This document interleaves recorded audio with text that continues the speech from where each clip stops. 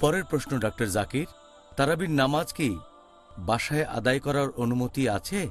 আর স্বামী যদি স্ত্রী আর সন্তানদের জামাতে ইমামতি করেন, তাহলে কি সেই ব্যক্তি মসজিদে তারাবির নামাজের জামাতে ইমামতি করার সমপরিমাণ সওয়াব পাবেন? একা নামাজ পড়ার চেয়ে জামাতে নামাজ পড়া বেশি ভালো। এ ব্যাপারে আগেও বলেছি, মসজিদে নামাজ পড়া এটা বাসায় নামাজ পড়ার চেয়ে ভালো। তাই পুরুষদের জন্য মসজিদে নামাজ পড়া বেশি ভালো, জামাতে নামাজ পড়া। তবে মহিলাদের নামাজ পড়ার কথা যদি বলেন, বাসায় পড়ার চেয়ে ভেতরের ঘরে ভালো।